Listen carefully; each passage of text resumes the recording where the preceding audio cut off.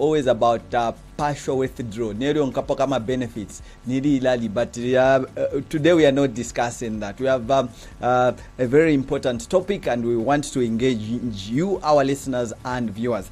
I'm your host. My name is Lamek Zulu, professionally known as Four Legs, and I'll be taking you through the 60 minutes as we are going to be discussing this very important program. And to help me dissect what we have on the table, I have Mr. Don Mwindilila, who is actually an inspector at Napsa, and he is joined by Susan Mbewe, also who, coming in from the same department. And we have a number of issues that we want to address today. But first, let me introduce my guests. Mr. Don Mwindilila, how are you doing today?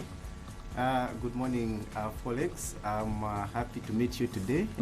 I know your voice. Let me say good morning to our viewers and listeners. Nice one. Susan, how are you doing? I'm very well, thank you. And I'm happy you had me here today. Yes, looking forward to our discussion. Thank you. Thank you very much. Mr. Mwindila, I'll begin with you. Let's talk about eye care. What is eye care, and why has Napsa implemented this one? Okay, so Napsa has decided to come up with a very robust system that is, a very comprehensive digital platform developed by Napsa. This is what we are from that enables them to upload returns and make payments and even view employer statements. So the same platform for employers enables them to, apply for a penalty waiver and also obtain compliance certificates on the same platform. They can use either the computer, which has a meaning before our members and the various stakeholders. Everyone that wants to interact with Napsa in any manner, let's say they want to file returns, that is on the aspect of employers. For members, if they need to let's say to do various to obtain various services like making a claim, employers, due to their busy schedules, they are not able to directly interact with this platform, so they instead entrust this activity, the social security number under this it's that Napsa pays. Thank you so much, Lamek. So as Napsa, we understand that Social Security is a human right for every citizen. Have been contributing is the retirement benefit. So in order to have access to the retirement benefit, number one, you need to have already been an existing member of Napsa, which means you must have a Social Security number, and while you're in employment, you must be contributing. There's another benefit apart from the pension, which is the retirement lump sum. Okay. For this lump sum, it's given to members who attain their retirement age but have not worked for 15 years or more. That's for people who've one-off payment, which is a lump sum.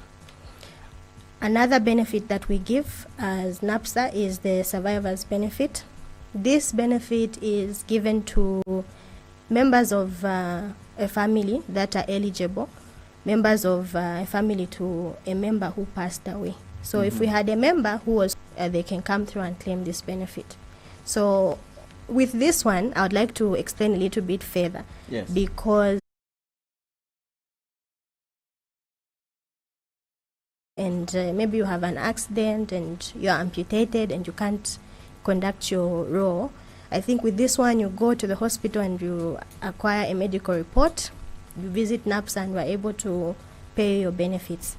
Another benefit we give is the most yes, so this one is a one-time lump sum payment that allows eligible members to access a portion of their contributions before attaining the age of retirement. Okay. Lastly, we have a funeral grant. There are a number of offenses in my line of duty. Number one, evading payment of contributions. So this one is a very serious offense because you must know that it is the obligation of the employer to ensure that members' contributions are remitted. This is statutory you and I, Lamek, at the end of our working career, we need to claim a benefit and go home smiling. Most certainly. Yes. So if imagine Sun FM and Napsa are not paying for you and I respectively, we are not going to smile when we retire. Yes. So we need to be a smiling retiree making a contribution. And then failing to register within the period specified. There is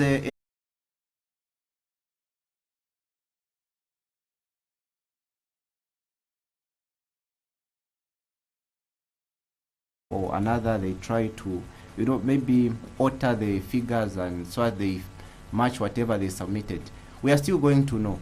If you, Lamek, your employer tells us that they are paying you 1,000 as a salary through the return because they want to pay a reduced amount, they are avoiding to pay the full amount. When you retire, you are going to come to us and tell us that, no, this is not what I've been getting. I have a pay slip. So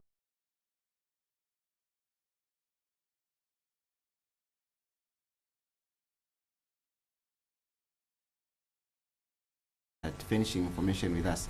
So again, we from time to time as Napsa Inspectorate Unit, we actually do ask for payroll documents. Yeah. And this is usually done formally by way of giving a demand for documentation. So that also carries, usually it has a 14-day period. So within 14 days, we expect that the employer should have finished us the documentation. If they do not, actually this offense can attract prosecution. So we may end up prosecuting the employer, take the employer to court. So to avoid all that process of going to court and whatnot, I mean, it doesn't sit well on. Concerning my Napsa, each time I try to log in, I just receive a feedback to say long NRC number. Okay. Anything else? Yes, because I was in employment from 20 in any sort of employment. So I wanted to find out that if I'm actually self-employment, how can I go about and start again making payments for Napsa? Okay, nice one. I'm sure Who are we talking to? Yes, I'm Banda calling from within Dollar. Okay, Mr. Banda, please shoot. Yes, I wanted 261. The floor back to Susan, then those queries will be responded to. Okay, let's pick this one as well. Good morning. Good morning, Mr. Forex. Good morning, thank you, sir. Who are we talking to? Good morning, the panel. Okay. My name is Kawana Bellington, calling from within Indola. My question is provision or an alley, whereby if you're not employed, but you're just an entrepreneur, you can be saving with Napsa. Thank you very much. Thank you very much. Thank you very much. Thank you very much. I'm sure you've taken note of those. To your employment history, which means you can see the contributions you've made thus far. And so that's the part where most of you are encouraged, because we want you to update that employment history. It means that we want you to check the companies that have contributed for you thus far. You see if the contributions are complete. If you feel like there are some inconsistencies, on that same platform, you are required to update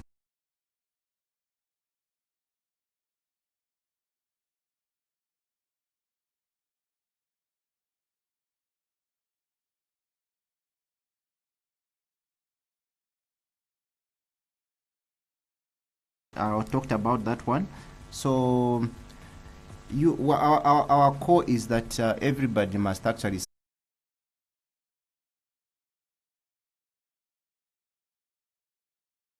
capture you a live passport size photo.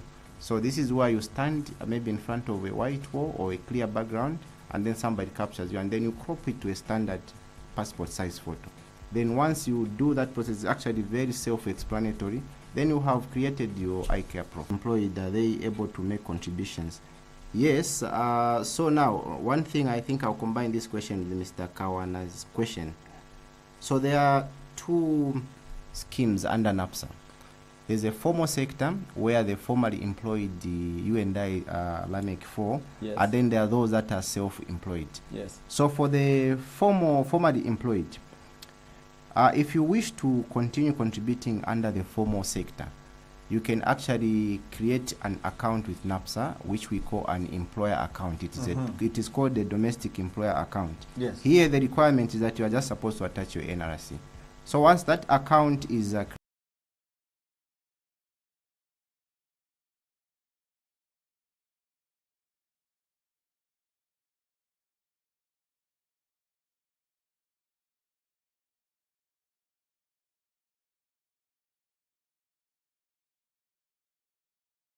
count 3 years before 2016, and within this period he should have at least 12 contributions. That's the only requirement for the funeral grant. The other one is if we have a current member who's on a running pension, which means the member contributed with Napsa, the member retired and gets a monthly salary from NAPT. That's all on the funeral grant. Okay, thank you very much. +260 funeral grant. Okay, thank you very much. +260212617. My contributions. Yes. It tells me to say no, you've entered wrong PIN. When I go to forgot password, again bring something else. So I don't know how can I check my contributions and how can I create my account in order for me to check my contributions. Okay, thank you very much. Let's pick 3 more. So this, let's pick this one. Good morning. Good morning, sir. Good morning, thank you. Kindly speak up, sir, if you are able to. Yes, sir. This is Ruben, and I'm calling from Carlos. Okay, Ruben, go ahead. My question goes like this. I had to work sometimes back for 4 to 5 years. Okay, thank you very much, Mr. Banda. Let's pick this one. Good morning. Good morning. Yes, how are you, sir? I'm kindly requesting a bit because we are getting a bit of feedback. All right, please, I'll move away. Okay. Yes. Is it okay now? Yes, it's okay, sir. Give us your name and where you are calling us from. Yes, I'm Humphrey Kwadera. I'm calling from Luansha. Okay, go ahead. I want to find out team. I was given a lump sum. And then from there, I got employed by the same company, but now on part.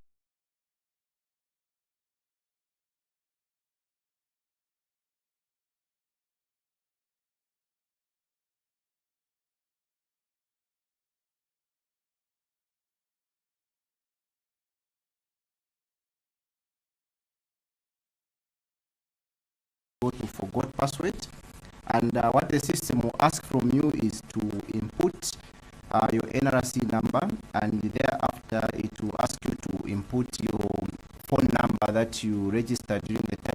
He was re-employed. Was it Mr. Ruben? No, this was Mr. Humphrey. I think this one Susan going to handle. So Mr. Ruben stopped, then he's failing to check for contribution. So basically, Mr. Ruben, it's the same process. If you haven't signed up on iCare, unfortunately, you will not be able to check for your contributions.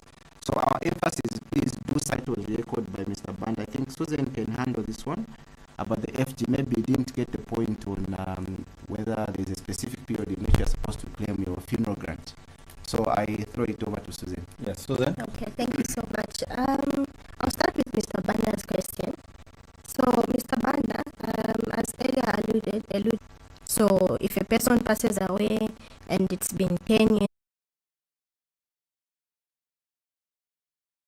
to come on board and make a claim. So I know one of the requirements is that there must be a death record. Yes.